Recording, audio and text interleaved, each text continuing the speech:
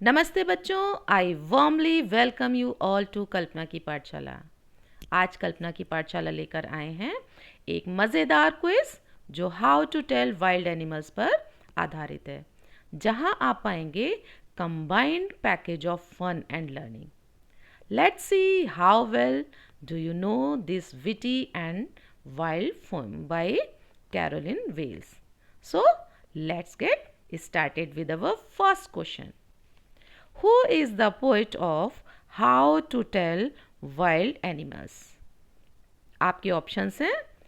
Option A Leslie Norris, option B Caroline Wells, option C Robert Frost and option D Robin Klein. Your time starts now.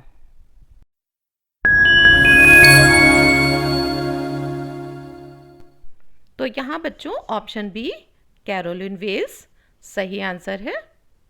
बच्चों Caroline Wales जो एक American poet हैं और अपने humerus और light hearted style के लिए जानी जाती हैं, उन्होंने इस पोएम की रचना की है। आपका सेकंड क्वेश्चन है, what is the main theme of the poem? Option A beauty of nature, option B dangers of wild animals, option C friendship between animals and humans, and option D humorous way to identify wild animals.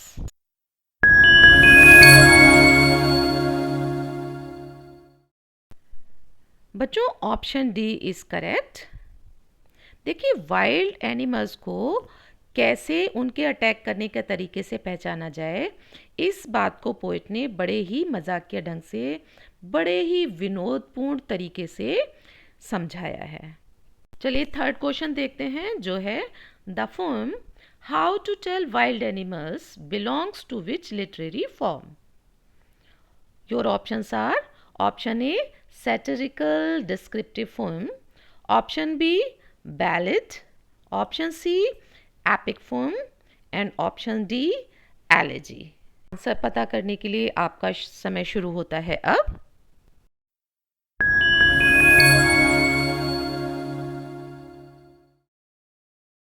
बच्चों option A is correct. देखिए बच्चों आपकी कविता में व्यंग का प्रयोग करके बड़े ही मजाकिया और रोचक ढंग से जंगली जानवरों का वर्णन करती हैं कैरोलिन वेल्स। बच्चों आपको बैलेड, एपिक पोएम और एलेजी के बारे में भी पता होना चाहिए। तो बैलेड को गाथा गीत कहा जाता है जो एक कहानी कहती है और पारंपरिक रूप से संगीतबद्ध होती है, यानी कि म्यूजिकल होती है। एपिक पोएम महाकाव्य होता है, अर्थात एक ऐसी लंबी कथात्मक कविता जो किसी महानायक के असाधारण कार्यों और वीरता का वर्णन करती है, जैसे हमारी रामायण और महाभारत। इसके अलावा एलेजी ये एक शोक गीत होता है जो आमतौर पर किसी मृत व्यक्ति के निधन पर शोक व्यक्त करता है। चलिए तो अब बारी है फोर्थ क्वेश्चन की, जो कहता है the main poetic device used in if he roars at you as you are dying is option A irony, option B simile, option C metaphor and option D personification. आपका समय शुरू होता है अब।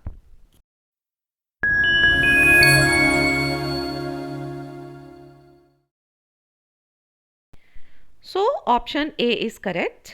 यहाँ देखिए बच्चों पोएट ने एक बड़ी ही डेडली स्थिति को बड़े ही विनोदपूर्ण ढंग से ट्रीट किया है। चलिए अब हम अपना फिफ्थ क्वेश्चन देखते हैं जो है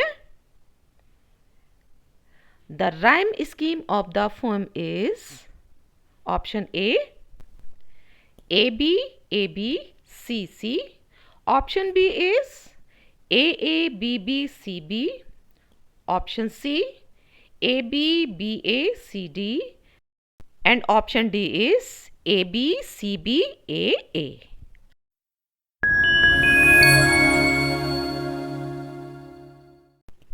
तो बच्चों, आपकी फॉर्म में रेगुलर राइम स्कीम जो कि है ABCC को हर एक स्टैंजा में फॉलो किया गया है, जो इसको एक सॉन्ग जैसी रिदम प्रदान करती है। चलिए हम फर्स्ट स्टैंजा में देखते हैं। If ever you should go by chance to jungle in the east, and if there should to you advance a large and tawny beast, if he roars at you as you are dying, you'll know it is the Asian lion. अब यहाँ पर देखिए first line में chance, ये जो है ये आपकी थर्ड लाइन के एडवांस से मैच कर रहा है, राइम कर रहा है, तो यहाँ पर हमने इन दोनों को ए दे दिया। फिर देखिए सेकंड लाइन में ईस्ट आपकी फोर्थ लाइन के बीस्ट से मैच कर रहा है, तो ये हमारा बी हो गया। अब फिफ्थ लाइन में डाइंग और लायन, ये दोनों राइम कर रहे हैं, लेकिन चांस, ईस्ट, एडवांस, बीस्ट इन किसी से राइम नहीं कर रहे हैं, तो यहाँ पर इनको हमने सी और सी दे दिया। तो बच्चों इस तरह से इसकी राइम स्कीम हो गई ABCC, और ये आपके फॉर्म के हर एक स्टैंजा में सेम राइम स्कीम फॉलो हुई है। आपका 6 क्वेश्चन आपसे पूछ रहा है, what feature of the Bengal tiger is highlighted in the form? Options are option A his ugliness, option B his speed, option C his strength and fierceness, and option D his kind nature. तो आपका समय शुरू होता है अब।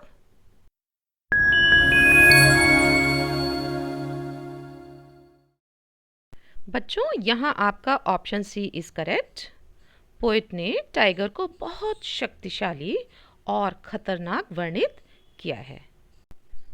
तो बच्चों आपका 7th क्वेश्चन है, what is the base embrace in the phone? Option A a friendly hug, option B a dangerous grip, option C a dance step, and option D a smile for kind heartedness. आपका समय शुरू होता है अब।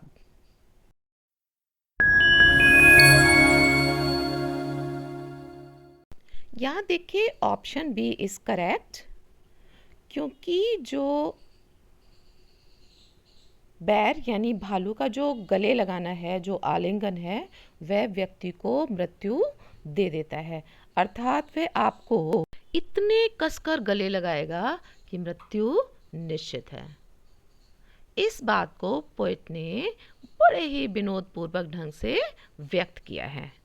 चलिए बात करते हैं 8th क्वेश्चन की। He hugs you very very hard, uses which device? Your options are option A repetition and alliteration, option B simile and imagery, option C irony and simile, and option D hyperbole and endearment. आपका समय शुरू होता है अब।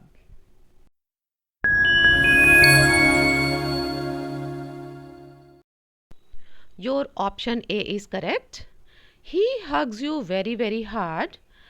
इस पंक्ति में very very का प्रयोग हुआ है, अर्थात very का रेपिटेशन है, और इस पंक्ति में hug hard, इसमें h साउंड का बार बार प्रयोग किया गया है। मतलब स्टार्टिंग में h साउंड का, hug में h sound, and then hard में भी h साउंड का प्रयोग किया गया है, तो यहाँ पर एलिट्रेशन है। तो मतलब कि आपका दोनों ही डिवाइसेस हैं इसमें, रेपिटेशन और एलिट्रेशन। बात आती है 9th क्वेश्चन की, जो पूछता है what happens when you meet a crocodile? Option A it runs away, option B it smiles, option C it plays in the water, and option D it weeps before eating you.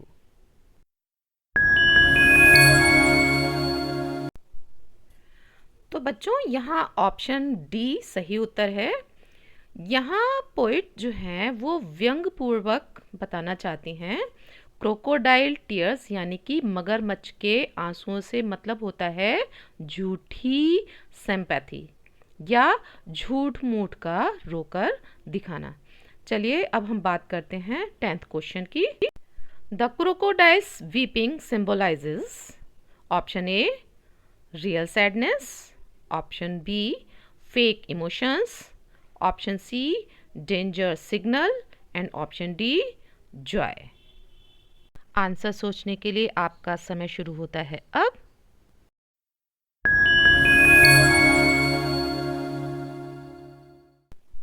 बच्चों यहाँ option B is correct जो है fake emotions. देखिए आप लोगों ने कभी ना कभी मगरमच्छ के आंसू या घड़ियाली आंसू ये कहावत तो ज़रूर सुनी होगी। तो इन आंसुओं का मतलब होता है झूठी भावनाएं प्रदर्शित करना।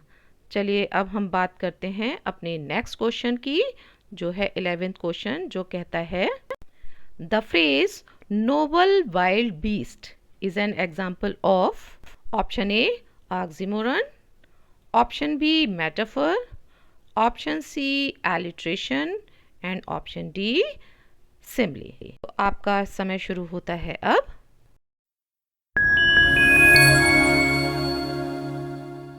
बच्चों यहाँ option A oxymoron is the correct answer. यहाँ देखिए आपकी कविता में नोबल वाइल्ड बीस्ट, इस फ्रेज में हम इसे देखते हैं। अब देखिए नोबल और वाइल्ड ये दोनों एक दूसरे के विपरीत हैं। नोबल वर्ड हमारे मन में आदर उत्पन्न करता है, लेकिन वाइल्ड बीस्ट जंगलीपन को बताता है। तो ये दोनों बातें एक दूसरे की विरोधी हैं। 12th क्वेश्चन आपसे पूछ रहा है what does the poet say the hyena does. Option A it cries before eating you, option B it laughs while attacking, option C it hugs you and option D it runs away। आपका समय शुरू होता है।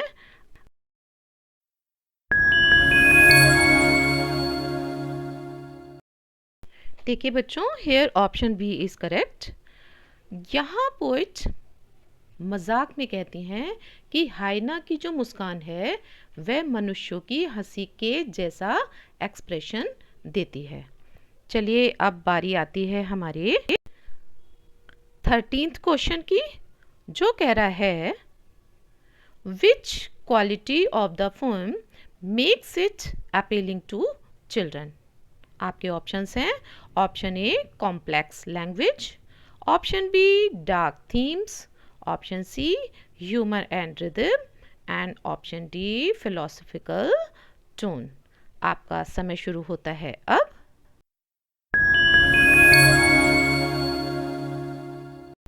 बच्चों यहाँ आपका option C correct answer है जो है ह्यूमर एंड रिदम। चलिए नेक्स्ट क्वेश्चन देखते हैं। The word tawny in the poem means option A blackish grey, option B golden brown, option C bright red and option D pale yellow. तो आपका समय शुरू होता है अब।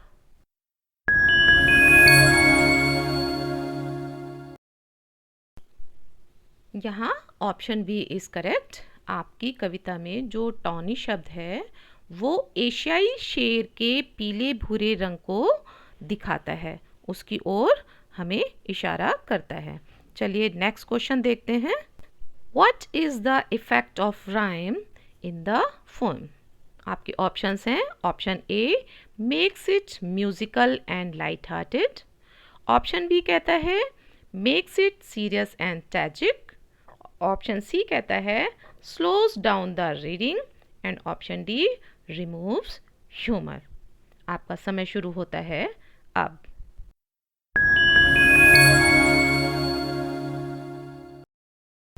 यहाँ आपका ऑप्शन ए करेक्ट है। इसमें जो आपकी राइम स्कीम है ए बी सी ये रिदम और प्लेफुलनेस को क्रिएट करती है। चलिए नेक्स्ट क्वेश्चन की बारी आती है। The main figure of speech in the entire poem is Option A, irony. Option B, simply. Option C, hyperbole. And Option D, onomatopoeia. आपका समय शुरू होता है।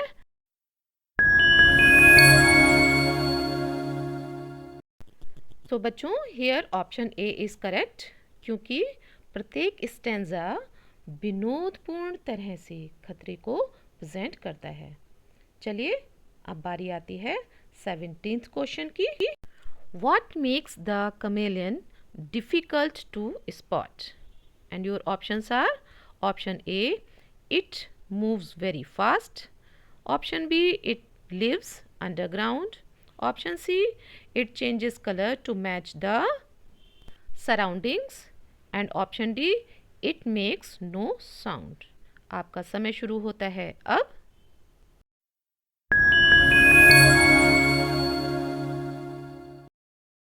Your answer is Option C. गिरगिट में एक विशेषता होती है कि वह अपने आसपास के वातावरण के अनुसार अपना रंग बदल लेता है। आपने कहावत भी सुनी होगी, गिरगिट के समान रंग बदल लेना। चलिए अब बारी आती है हमारे लास्ट क्वेश्चन की। The purpose of the poem is to: option A, educate readers seriously about animals. Option B, create humour while describing animals. Option C, scare readers with jungle stories. And option D, praise wild animals. आपका समय शुरू होता है अब।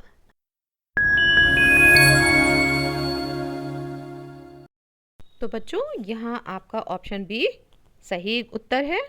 यहाँ poet की जो मंशा है वह है हंसी मजाक में पाठकों का मनोरंजन करना। तो बच्चों, ये तो हो गई हमारे इस क्विज की बात।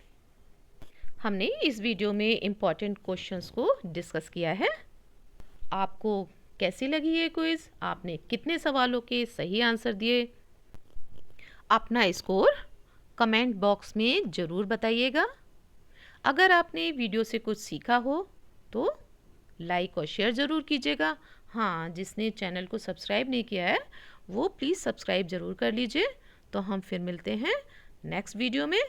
तब तक के लिए धन्यवाद।